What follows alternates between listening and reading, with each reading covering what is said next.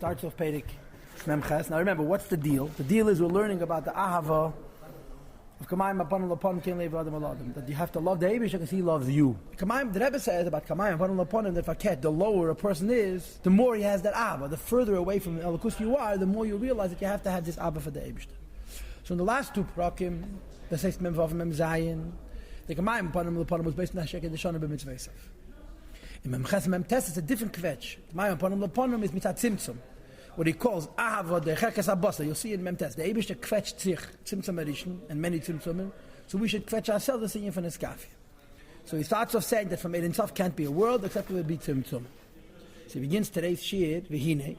The details of the Tzimtzum, what and how. Ein Kama can be Europe. It's not the place to explain. Ach derech klal, but in general. He explains the concept of tzimtzum, hein, the idea of tzimtzum in general is, bechinas hesed, the union of blocking, verhelem and hiding, of hamshoch, as of the drawing out of the light and life, and again, from other places, oid is seviv, and chayes is mamali. Shaloi, yoir v'yum, shalachatachtein, bechinas gil, it should not radiate, and be drawn down to the lower realms in a revealed state. Le'fla, b'shul hashpia bahem, to be revealed, to influence them. To give them life, they should be in a way that they appear separate from Elokus. If there's too much gila, that cannot be. Ki'im, the requirement to affect a creation. That's an oifen of yesh, meyayin. Yesh, of course, means it relates to itself and not to its source, because meyayin is lashon bitmiya, it doesn't see its source. Ki'im, the only way it's possible is if ma'at miz'ed. Ki'im, in order for there to be a world that appears separate from Elokus, because it comes in a way of me'ayin. Man is a question. We don't know which source is because of tzimtzum. That ma'at miz'eid, a small piece, small little ray of eid, v'chayis of light, and life is manifest in the lower realms. There should be limited and with a specific purpose. In other words, shahid, that the amount of light and life that reaches tachtoinim is ha'or, amuet, that's miyeh, the tiny little ray. Umamish kloch shivi, it's mamish insignificant, lagabe bechinas ha'or, blig v'vatachlis, to a light which is revealed, but in a way of infinity. Blig v'vatachas and beyond the purpose. Lag der Rebbe ve'in beineim erech v'yachas klal, ken neida ve'in beineim erech v'yachas klal. There's no measure and relativism between them at all. In other words, tzimtzum doesn't mean achilik in kamos. You're changing a lot to a little because originally you have Ein Sof, and now you have gvul v'tachas. It's incomparable. Okay. And that's what he said before. Ilav Yolol of Ein Sof is b'chal the union of Ilav Yolol and Ein Sof. 5 lines from the bottom of Samach Zayin and Aleph is a shvera zach. What does it mean? Ilav Yolol and Ein Sof. There's one place in Samach Vav based on a mind from the Alten Rebbe where he explains Ilav Yolol and Eid. Ilav Yolol is usually in Shefa, like Seichel and Midas. In Eid there's no Ilav Yolol, there's Eid and Moed. There's Helam and Gilui. Ilav Yolol means Ziv Madreges and Eid, but it's all be'erach one to the other. To have Yesh Meyayin, the Eid has to be of a totally different Eichus. Keneda Pirush Milas Erech. As we know, the translation of the word relativism, using the context of b'misparim, of numbers. We want to talk about numbers, you can speak about relative and not relative. She'echad b'mispar, one in a number. Yesh le'erech is still relative, l'gab b'mispar elef alafim, when you compare to a million. Shu chelik echad, mini elef alafim, it's one portion out of a million. And the same is true of a billion and a trillion. When you compare one, or even a million, or a billion, or a trillion, to something that has no numeral whatsoever, there's no relativism to it in numbers at all. Even thousands of millions, which is a billion, and myriads of myriads, if you care, it's 100 million. It's not even comparable, like one would be compared to Elef Alfi Alafim B'Ribi Devavis. Let's do the math. Yeah, Elef Alfi Alafim is a billion.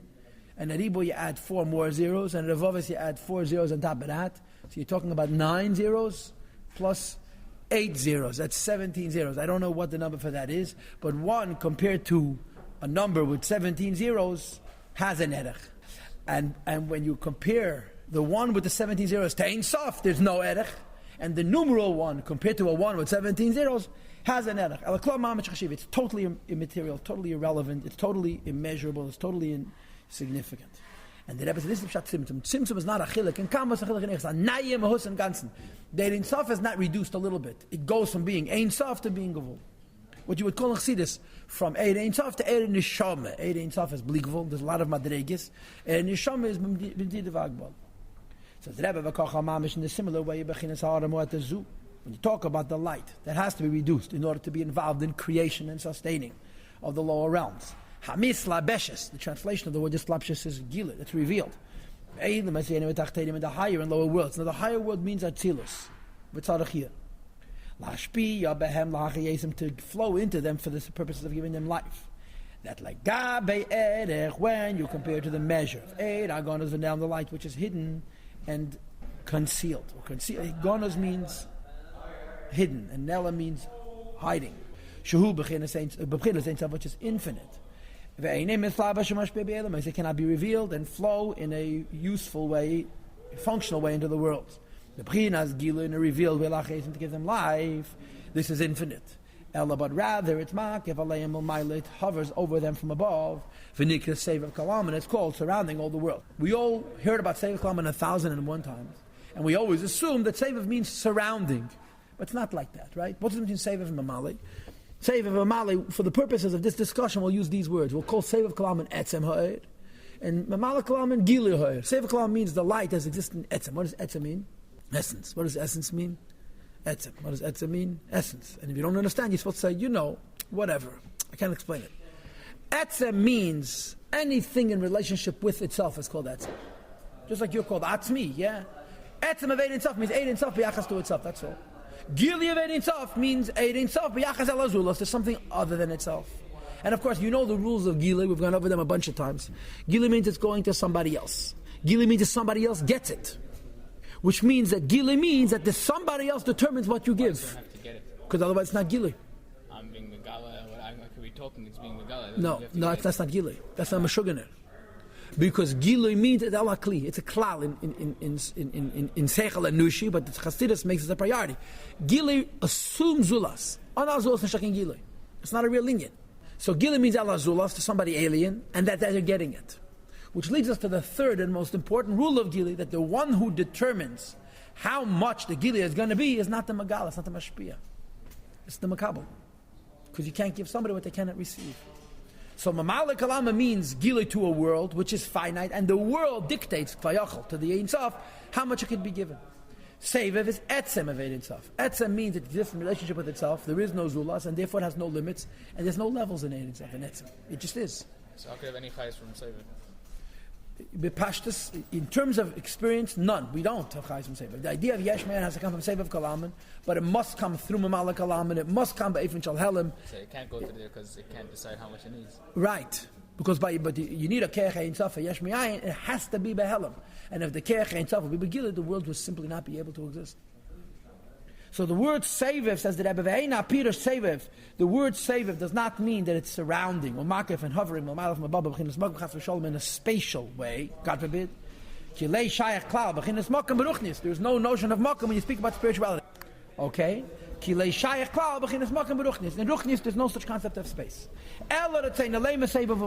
The meaning of the word surrounding and hovering, a mile from above, is not spatial, it's not makam-esque, but rather when you compare to the other revelation of a flow, and the revelation of a flow means not that you're giving, but that the world is receiving. A flow which is revealed in the world. Last line on page 134, that's Samach Zayin Amud Beis. Nikras b'shem halboshe is called by the word halboshe, which is also translated in Chassidus as gilui. Shem mislabeshes be'elam, that is revealed in the world. Because the world becomes a garment for the light. The light is mislabish, and the world is a malbush. You have a lot of times in Chassidus that when you use, let's say, your levushim of your nefesh alakis for doing a mitzvah, the neshama is mislabish in the nefesh alakis levushim, and the levushim become a levush, a malbush for the nefesh alakis. Gehei malbishim, because the world becomes the garment for the gilui. And it has to be in a oifen of masigim, they're able to reach intellectually, able to get a sense of hashpash makab, that the flow that they're receiving, it doesn't overwhelm them. It thus must be contained and limited, and so forth and so on, that the world should be able to receive it. That's such gilui, right? And by the way, just for the record, what's the opposite of islapshus? There's a number of words that would denote the opposite of islapshus. One of them would be ma'avir, that it passes by unchanged, which is used for Sefer Kalam. But another very important word, it's not relevant at the moment, it's just good to know, was the word hashra. Like hashra sashchina. It's resting, no? Hashra means manifesting in an unchanging way. Shruya.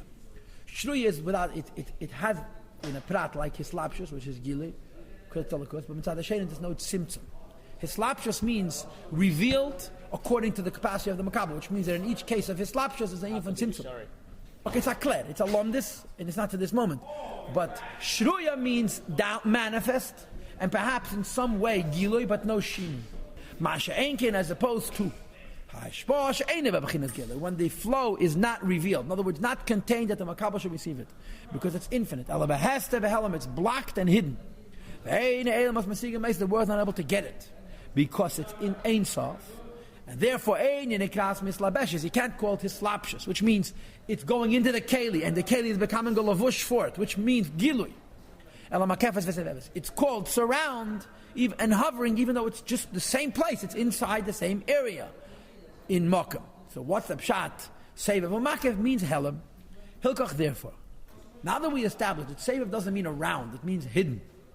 Or as I said to you earlier, the clause will call it etzem. Light doesn't exist in relationship with itself. It's not modifying, changing itself for the world to be able to receive it. That's Sevev. But Sevev does not mean surround. And Mamale means gil. Hilkach therefore. The words are limited and they have a specific purpose.